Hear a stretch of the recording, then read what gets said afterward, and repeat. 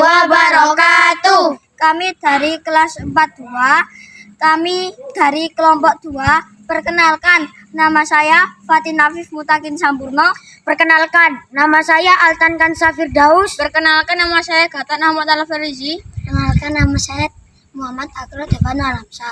Kami kesini akan menceritakan tentang pengolahan sampah.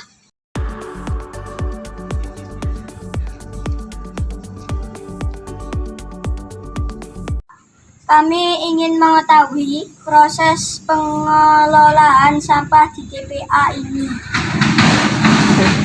Mohon maaf, nama Bapak siapa?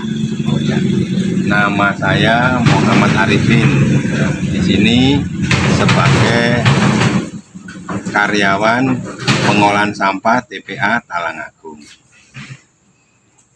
Bagaimana pengelolaan sampah di TPA ini, Pak?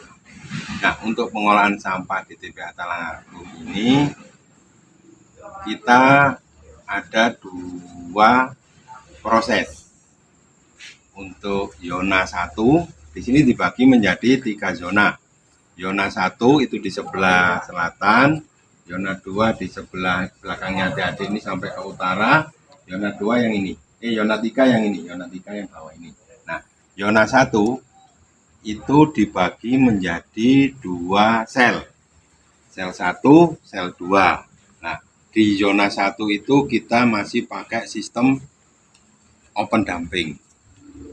Nah, di zona 2, sel 1, 2, 3, 4, 5 yang sekarang proses penimbunan sampah itu pakai sistem sanitary. Di zona 3 ini kita tidak menaruh sampah tapi ditanami pohon-pohon sebagai ruang terbuka hijau. Nah, gitu. Oke, lanjutnya. Berarti banyak cara yang digunakan untuk mengolah sampah di tempat ini ya, Pak? Ya. Apakah ada pemisahan sampah organik dan anorganik di sini, Pak? Untuk di zona 1 tadi itu tidak ada proses atau pengolahan sampah. Jadi sampah datang langsung ditimbun.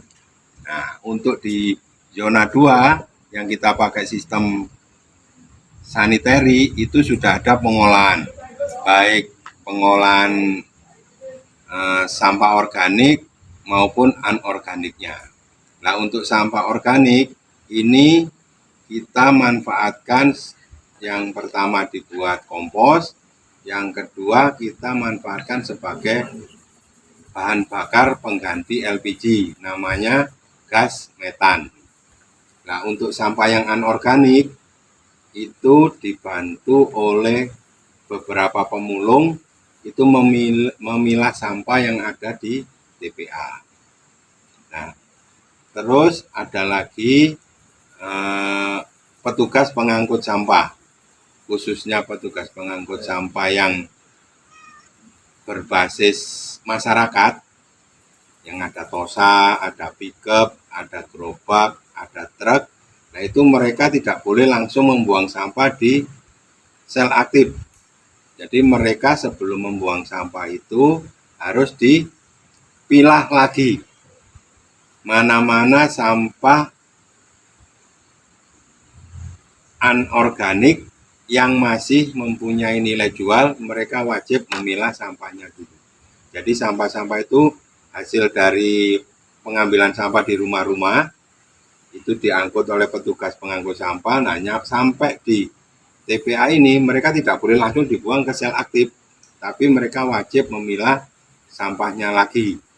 Jadi seperti plastik, botol aqua, terus kardus, besi, itu mereka wajib diambil. Lah, nanti hasil pemilahan mereka bisa dimanfaatkan, dijual. Nah, itu merupakan nilai ekonomi lagi. Jadi si pembuang sampah masih dapat untung dari pilihan sampah tadi.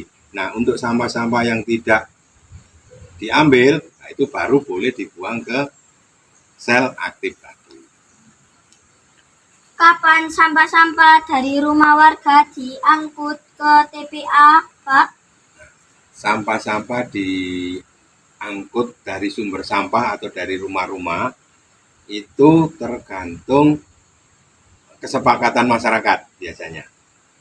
Jadi katakanlah desa, rumahnya mana? Sukoyono. Nah, Sukoyono. Nah, salah satu contoh desa Sukoyono itu kan rumah-rumahnya banyak tuh. Tiap hari bapak ibunya masak atau beli kue atau beli apa aja, terus kan pasti ada sisa barang yang tidak dipakai. Sampah kan itu jadi sampah. Nah, itu kan sekarang ada petugasnya. Nah, petugasnya itu biasanya ngambilnya bisa tiap hari, bisa 2 hari sekali, atau seminggu 2 kali, tergantung kesepakatan si pengangkut dengan masyarakat yang ada di lokasi setempat.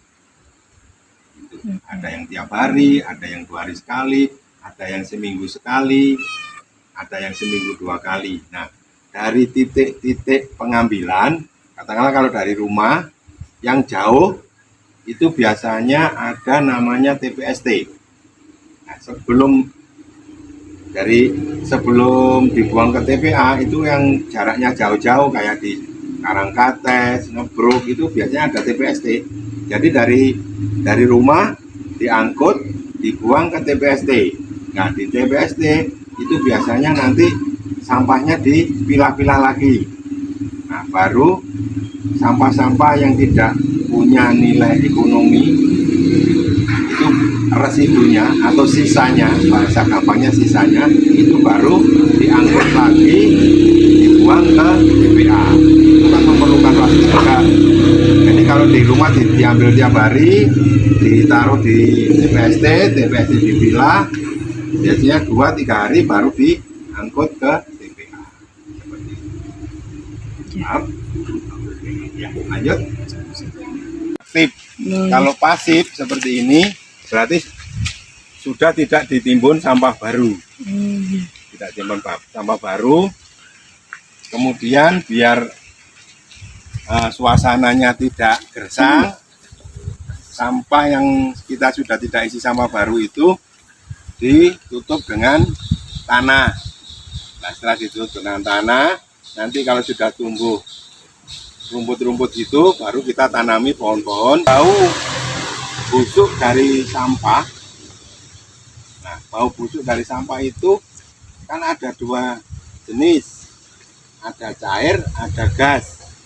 Kalau cair namanya air lindi, gasnya namanya gas metan.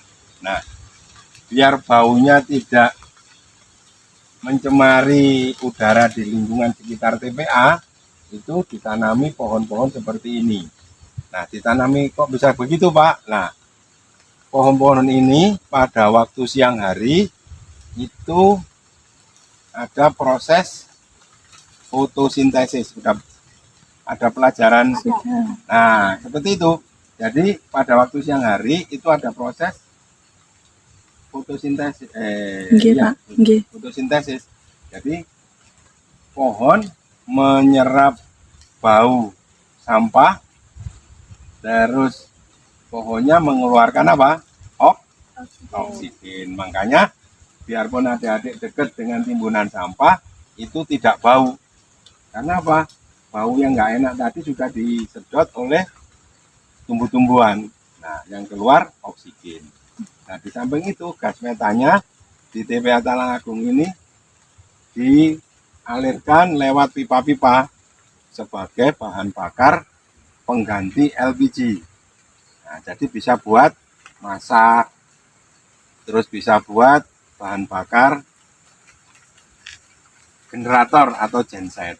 Jadi pada waktu listrik mati, kita nggak bingung nyalakan lampu karena udah ada genset yang berbahan bakar gas metan. Nah, genset kan biasanya adik tahu itu bahan bakarnya bensin. Nah, anggap aja kita jauh dari pemukiman, kita di tengah hutan. cari bensin kan sulit. Nah, karena kita punya gas metan, pengganti bensinnya itu pakai gas metan. Nah, di samping itu juga buat masak. Nanti kompornya ada, bisa lihat. Nah, sekarang kita ngelihat proses penimbunan sampah yang di sel 5. Yuk. Ekskavator. Ekskavator ini untuk menata sampah-sampah hasil buangan dari rumah-rumah adik. Jadi sampah yang diangkut kendaraan tadi, setelah dituang, setelah disuntuk lah ya bahasa Jawanya, setelah disuntuk di sel aktif, terus diratakan pakai ekskavator ini. Ya, nah nanti lokasinya di sebelah sana. Ayo. Padahal kalau kita kumpulkan, kresek ini masih bisa didaur ulang. Didaur ulang, jadi kresek-kresek ini dikumpulkan, ini bisa didaur ulang. Salah satu contohnya, adik-adik pernah lihat kaleng atau bak mandi yang warnanya hitam. Nah, itu adalah salah satunya hasil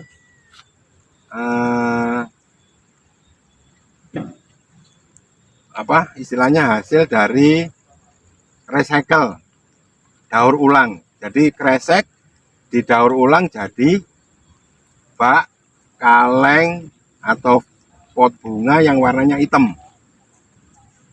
Warnanya hitam, tahu kan? Ada vas bunga yang warnanya hitam, terus kaleng yang warnanya hitam, terus bak yang buat mandi itu warna hitam. Itu adalah bahan bakunya dari kresek-kresek yang didaur ulang. Seperti itu. Terus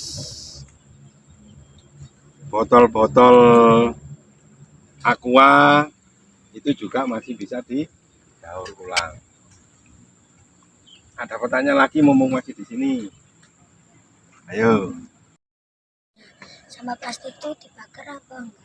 Oh ya, untuk sampah semuanya, baik plastik, terus sampah dari daun, yang daun kering, plastik, kertas, kardus, dan lain sebagainya, itu tidak boleh dibakar.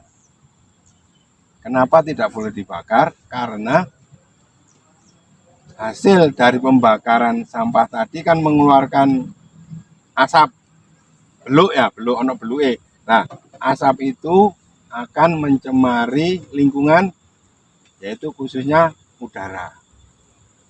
Nah, kalau di sekitar kita, kalau semakin tinggi, itu akan mempengaruhi terhadap pemanasan global. Jadi rumah kaca, istilahnya atmosfer kita yang di atas sana, ya, kalau sudah tercemar, semakin lama semakin tipis, suhu di muka bumi akan panas. Jadi kita mulai hari ini tidak boleh membakar sampah kalau kita tidak bisa mengendalikan asap. Nah, kalau asapnya udah membumbung tinggi kan bisa mencemari atau bisa mengkikis rumah kaca, atau gampangannya ini atmosfer. Permukaan atmosfer itu kalau sudah tercemar oleh udara, tercemar oleh gas-gas asap, termasuk asap-asap tadi, juga termasuk penguapan gas metan tadi, akan mencemari, akan mengikis lapisan atmosfer yang akan mempengaruhi suhu di muka bumi. Pembuktiannya gimana? Pembuktiannya adik-adik mungkin bisa melihat TV atau YouTube, itu di kutub utara atau kutub selatan kan ada daerah yang banyak salju atau esnya. Nah, itu timbunan-timbunan es itu kalau permukaan atmosfernya semakin lama semakin tipis, itu es yang ada di sana akan cepat mencair. Terus termasuk di Kepanjen ini, yang biasanya terkenal udaranya sejuk, terkenal udaranya dingin, karena lapisan atmosfernya sudah tipis, udara di sekitar kita akan panas. Jadi untuk mengurangi panas di permukaan bumi, kita tidak boleh membakar sampah. Terus kita harus mengendalikan penguapan dari proses pembusukan sampah tadi. Jadi yang gas metannya yang apa? Gas metannya yang tidak kita kendalikan kan, ini kalau sudah busuk kan ada bau sampah kan. Nah, itu yang kita hirup itu adalah gas metan. Gas hasil proses pembusukan sampah tadi. Nah, gas metan ini juga mempengaruhi rumah kaca. Istilahnya apa? Bahasa fisikanya itu gas metan, bahasa fisikanya CH4. CH4. Nah, CH4 ini sama dengan 21. Jadi CH4 ini sama dengan 1 ton. CH4 sama dengan 21 ton emisi gas buang. Kenapa? Karena gas metan ini sangat berbahaya. Bagaimana caranya agar yang 1 ton dibanding 21 ton ini bisa 1:1? Caranya kita memanfaatkan gas tadi dengan cara dibakar. Kalau sudah dibakar kan CH4 plus H2O itu akan menjadi api. Nah, kalau sudah menjadi api, adik-adik pastinya nggak akan bau sampah. Nah, kalau sudah jadi api kan keluar lagi namanya karbon. Nah, karbonnya dihirup oleh tumbuh-tumbuhan pada siang hari namanya fotosintesis. Ya, gitu. Oke, ada pertanyaan lagi? Ya, tumbuhannya mengeluarkan oksigen dihirup kita, panasnya kalau terbuang sia-sia seperti ini kan nggak ada manfaat. Nah, manfaatnya bisa buat masak atau buat goreng apa kan, jadi lebih bermanfaat. Seperti itu. Kalau nggak punya kompor seperti ini karena harganya mahal, masih bisa pakai lagi yang lebih sederhana seperti ini. Nah, seperti ini kompornya. Nah, ini dari bekas kaleng susu. Nah, kaleng susu kan biasanya udah dilobangi. Nah, ini kan dilobangi. Nah, ini bekas. Kalau beli susu kan ini masih ada susunya. Nah, berarti kan dilobangi seperti ini. Ini dibalikin, ditutup, dilem. Nah, terus dikasih pipa seperti ini. Bawahnya yang masih utuh tadi dilobangi. Terus bisa buat masak juga. Kalau kita nggak bisa beli kompor seperti itu, kita bisa buat kompor sendiri seperti ini. Bisa buat masak.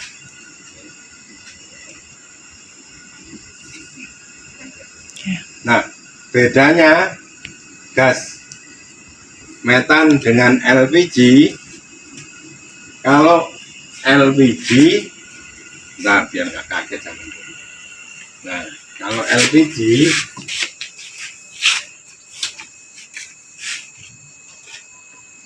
nah ini kan berarti sudah dibuka ya, gasnya pastinya harus keluar. Kalau LPG ini langsung nyala. Nah, tapi kalau gas metan harus ada sumber api. Nah, ini baru bisa nyala. Tapi kalau LPG, nah harus pematiknya harus ada percikan api. Kalau gas metan ini harus ada api. Biarpun ada percikan macam-macam, gas metannya nggak bisa nyala. Oleh karena itu, gas metan itu tidak berbahaya untuk masyarakat. Jadi, seumpama ini bocor, kalau LPG kalau bocor kan bahaya. Kalau kena percikan api bisa terbakar atau. Sekian dari kami. Kalau ada salah, mohon maaf ya Pak.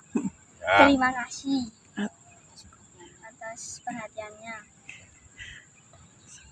Oke, ya.